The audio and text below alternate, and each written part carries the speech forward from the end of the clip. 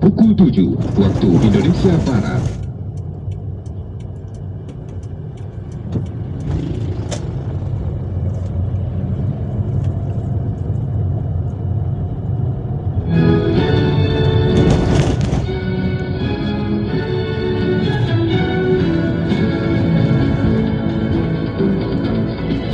Selamat pagi pendengar, dari lantai 7 Medan Merdeka Barat, Padang 5 Jakarta. Inilah Radio Republik Indonesia dengan Warta Berita.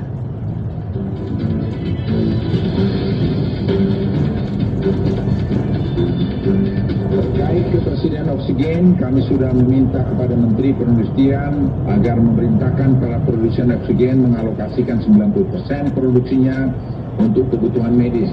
Di tengah keseriusan Polri terlibat aktif dalam penanganan pandemi COVID-19.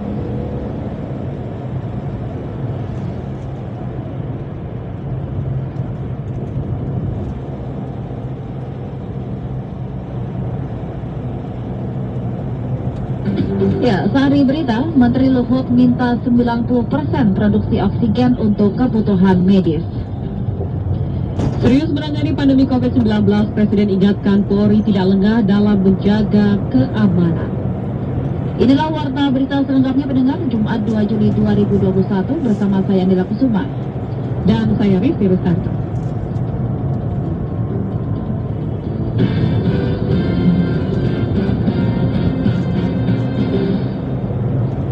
Mengawali Warta Berita pagi ini, kami hadirkan sekilas berita.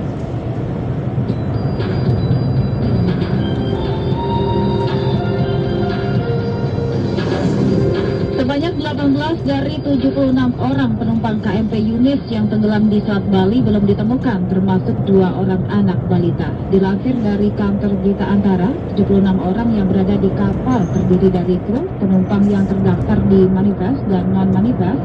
Dan dalam insiden kecelakaan tersebut pendengar 7 orang meninggal dan 51 orang selamat.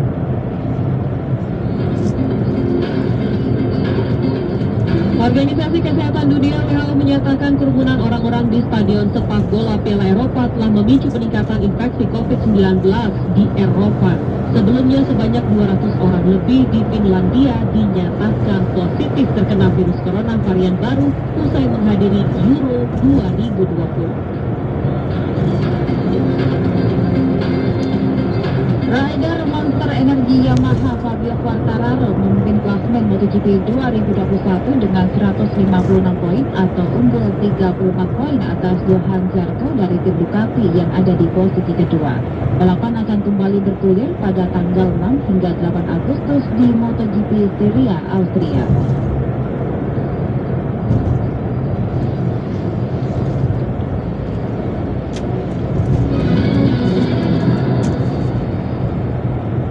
Pemerintah daerah menyatakan kesiapan untuk melaksanakan PPKM darurat dengan pengawasan yang lebih ketat. PPKM darurat berlaku untuk wilayah Pulau Jawa dan Bali. Berikut kita simak laporan Safira Amalia. Pemerintah secara resmi telah memutuskan kebijakan pengetatan aktivitas masyarakat untuk mencegah semakin luasnya penyebaran COVID-19 melalui pemberlakuan pembatasan kegiatan masyarakat atau PPKM darurat. Menanggapi kebijakan ini, sejumlah pemerintah daerah menyatakan kesiapannya. Gubernur DKI Jakarta Anies Baswedan menyatakan pihaknya siap melaksanakan PPKM darurat sebagaimana arahan dari pemerintah pusat. Anies mengatakan pihaknya telah berkoordinasi dengan sejumlah pihak untuk melakukan pengetatan kegiatan masyarakat secara disiplin, mengingat 5 wilayah di DKI Jakarta masuk dalam zona merah atau risiko tinggi penyebaran COVID-19. DKI siap untuk melaksanakan.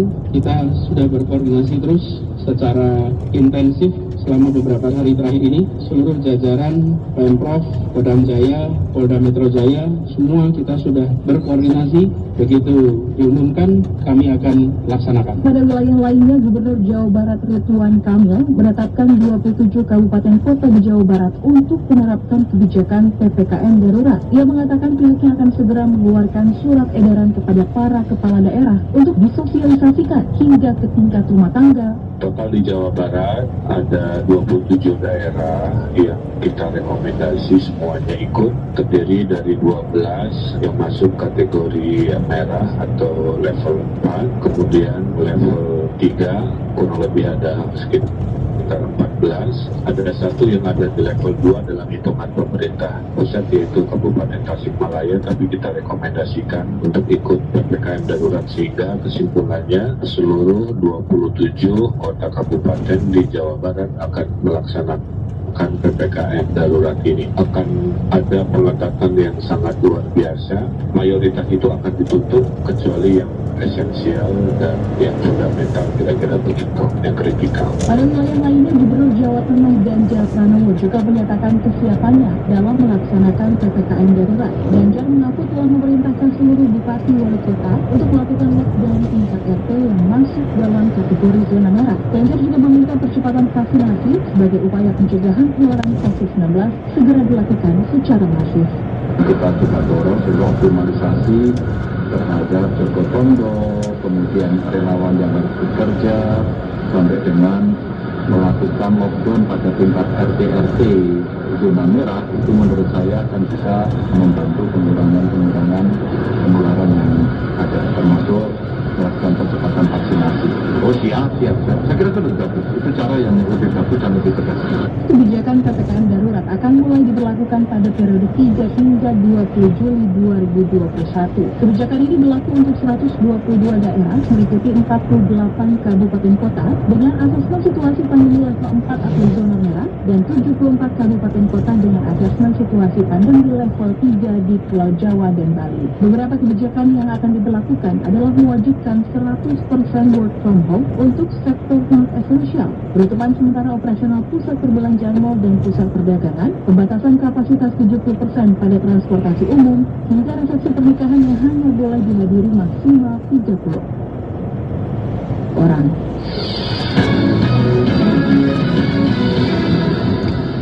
Pendengar, Menteri Koordinator Bidang Kemaritiman Luhut Binsar Panjaitan meminta Menteri Perindustrian Agus Gumiwang untuk memprioritaskan kebutuhan tabung gas oksigen ke rumah sakit karena permintaan.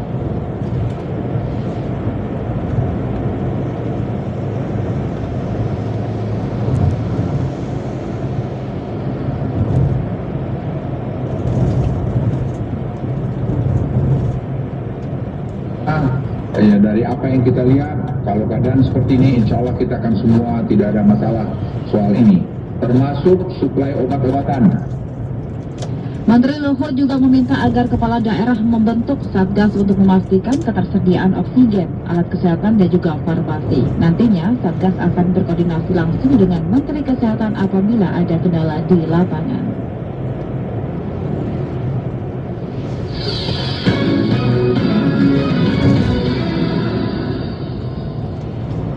Anda masih mendengarkan program 3 Radio Republik Indonesia. Pemerintah resmi mewajibkan sertifikasi vaksin sebagai salah satu persyaratan perjalanan domestik atau perjalanan panjang selama PPKM darurat. Penggunaan sertifikasi vaksin sebagai syarat perjalanan akan membantu pemerintah mencapai target vaksinasi dan mengendalikan jumlah kasus positif di tanah air. Kami akan hadirkan informasi selengkapnya dalam laporan khusus bersama Tiara Buligal. Laporan khusus.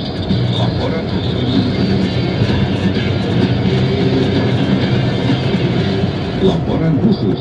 Saya memutuskan untuk memberlakukan PPKM darurat sejak tanggal 3 Juli hingga 20 Juli 2021. Pemerintah resmi mengumumkan pemberlakuan pembatasan kegiatan masyarakat PPKM darurat bagi daerah Jawa dan Bali yang akan mulai diterapkan pada tanggal 3 hingga 20 Juli mendatang. Sejumlah aturan baru melengkapi beberapa aturan yang telah diterapkan dan lebih diketatkan. Menteri Koordinator Bidang Kemaritiman dan Investasi Luhut Binsar Panjaitan dalam pemaparannya menyebut penetapan berbagai aturan dan persyaratan yang akan dijalankan selama masa PPKM darurat ditentukan usai berdiskusi dengan berbagai kalangan.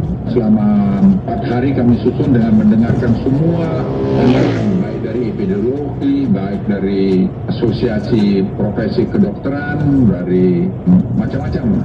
Ya, ini semua sudah kita dengar dan proses pengambilan keputusan ini kita lakukan secara cermat, berangkat juga dari pelajaran kita selama 1,5 tahun dan juga pengalaman-pengalaman negara lain. Sehingga saya pikir apa yang sudah kami siapkan ini, saya kira persiapan hal yang paling maksimal, dan sudah juga kami laporkan kepada Presiden, dan Presiden juga setuju dengan langkah-langkah ini, dan Presiden merintahkan supaya kita semua melakukan dengan tegas dan terukur.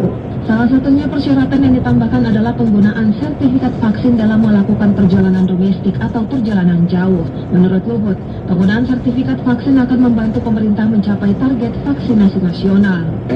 Pelaku perjalanan domestik yang menggunakan transportasi jarak jauh, pesawat, bis, dan kereta api harus menunjukkan kartu vaksin, minimal vaksin dosis pertama, dan PCR H-2 untuk pesawat serta antigen H-1 untuk moda transportasi jarak jauh lainnya. Tadi saya ingin garis bawahi, penggunaan kartu vaksin ini tujuannya adalah untuk kita menghindari orang lain tertular dari kita atau sebaliknya, dan juga untuk menambah orang lain yang mendapat vaksin, karena dengan vaksin akan bisa melindungi kita dari serangan COVID-19. Epidemiolog Universitas Indonesia Pandu Riono kepada RRI menjelaskan, keputusan pemerintah menggunakan sertifikat vaksin sebagai salah satu persyaratan perjalanan domestik merupakan keputusan yang tepat. Cara ini akan membuat masyarakat menyadari betapa pentingnya vaksinasi dilakukan. Ya, sekarang dalam situasi bukan plus minus. Situasinya pemerintah sudah tegas melakukan apa yang seharusnya dilakukan. Jadi kalau memaksa penduduk untuk divaksinasi itu memang harus, dan itu menjadi persyaratan untuk perjalanan. Dan hampir di semua negara mengadopsi hal yang sama. Jadi nanti akan banyak, bukan hanya perjalanan, untuk kegiatan-kegiatan lain yang menggunakan persyaratan vaksinasi. Bahkan kalau di Singapura hanya jenis vaksinasi tertentu. Ada vaksinasi yang dianggap kurang baik, gitu kan? Dia tidak bisa mempunyai privilege untuk memasuki atau mengikuti kegiatan kalau nggak dites. Tapi kalau divaksinasinya dengan vaksin tertentu, solidaritas kita nggak ke sana. Tapi itu pilihan yang memaksa supaya setiap orang untuk segera divaksinasi. Karena bukan kepentingan orang itu saja, untuk kepentingan kita bersama. Meski bukan satu-satunya cara untuk menurunkan angka kasus positif, namun menurut Pandu, vaksin akan membantu program pemerintah dalam pengendalian kasus.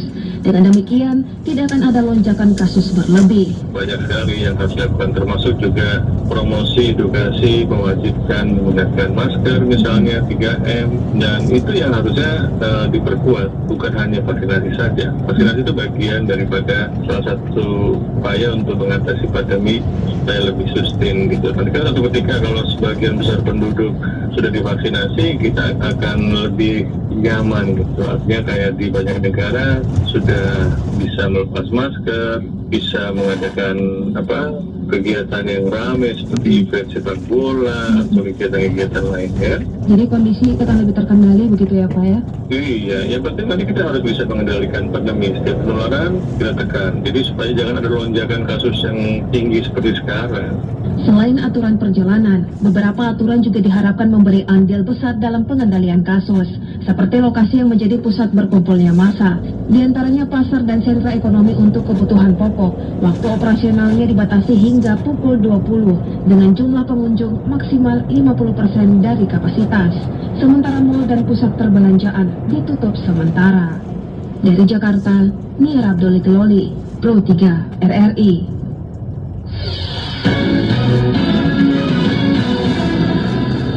Pendengar, lalu bagaimanakah tanggapan masyarakat atas sertifikat vaksin menjadi salah satu persyaratan perjalanan selama PPKM darurat? Berikut kami hadirkan Fox Pop bersama dengan Niar Abdul Liduloli.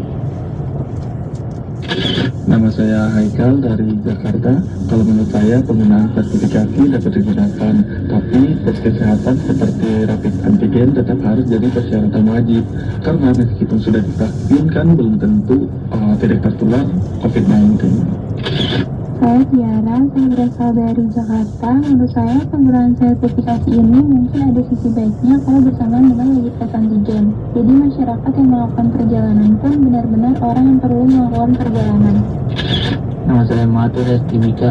Menurut saya sertifikat vaksin yang syarat perjalanan itu punya kekurangan, karena jika seseorang butuh melakukan perjalanan yang segera, namun dia belum divaksin, maka dia akan kesulitan untuk menempuh perjalanannya ya.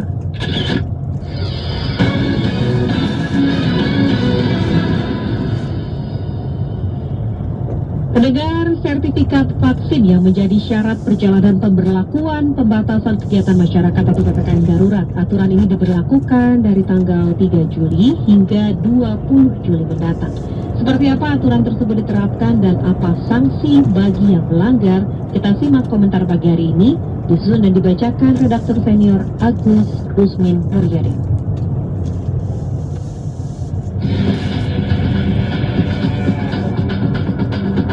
Editorial Pro 3. Selamat pagi.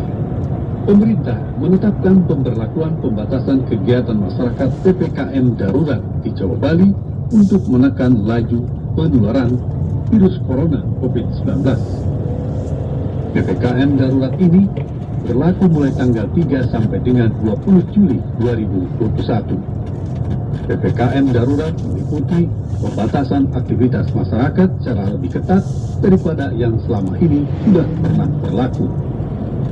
Satuan Tugas Satgas COVID-19 menyebutkan Indonesia telah memasuki gelombang kedua pandemi COVID-19. Melonjaknya kasus positif harian hingga menyentuh rekor 21.342 kasus pada Minggu 27 Juni dan 21.807 kasus pada Rabu 30 Juni menjadi bukti telah masuknya gelombang kedua pandemi COVID-19. Bahkan kasus positif ini juga telah melampaui lonjakan yang sempat terjadi pada Januari lalu. Saat itu, laju penularan COVID-19 dalam sepekan mencapai 89.902 kasus. Sementara dalam sepekan ini, jumlah kasus mencapai angka 125.396 kasus. Terus bertambahnya kasus COVID-19 membuat pemerintah mewajibkan sertifikat vaksin COVID-19 sebagai syarat perjalanan jarak jauh di dalam negeri. Juru bicara Kementerian Koordinator Kemaritiman dan Investasi, Jody Mahardi menyebut syarat kartu vaksinasi COVID-19 wajib bagi penumpang di seluruh moda transportasi. Tidak hanya pesawat dan bis, kereta api pun harus menunjukkan kartu vaksin minimal vaksin dosis pertama. Pertanyaannya, bagaimana dengan para penumpang atau masyarakat yang tidak dapat menunjukkan sertifikat vaksin atau belum vaksin? Apakah tidak cukup dengan hasil tes swab PCR atau tes swab antigen? Kemudian adakah sanksi yang dijatuhkan dan berupa apa sanksinya? Ada 16 poin aturan yang diterapkan dalam PPKM darurat yang diumumkan Menteri Koordinator Kemaritiman dan Investasi Luhut Binsar Panjaitan. Di antaranya, sertifikasi vaksin bagi pelaku perjalanan jarak jauh. Selain kartu vaksin, pelaku perjalanan juga wajib menunjukkan hasil negatif COVID-19 dengan tes PCR. Tes PCR paling lama dilakukan 2 hari sebelum keberangkatan, sementara bagi penumpang moda transportasi lainnya cukup menunjukkan hasil tes antigen sebagai bukti negatif COVID-19. Tes antigen dilakukan 1 kali 24 jam sebelum keberangkatan. Untuk perjalanan jarak dekat, pemerintah membatasi kapasitas penumpang.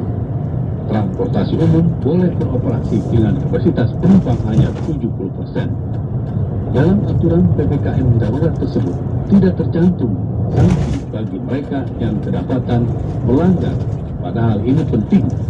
Sanksinya pun juga harus membuat mereka yang melanggar jerat, sehingga tujuan daripada penerapan PPKM darurat itu dapat tercapai.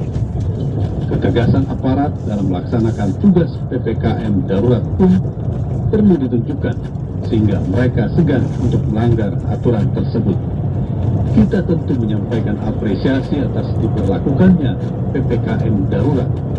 Semoga pemberlakuan PPKM darurat tersebut tidak hanya dipahami dan dimengerti, tetapi dilaksanakan masyarakat dengan sungguh-sungguh sehingga tujuan pemerintah untuk mencegah sekaligus menghentikan laju penularan COVID-19 dapat tercapai. Demikian komentar, selamat pagi.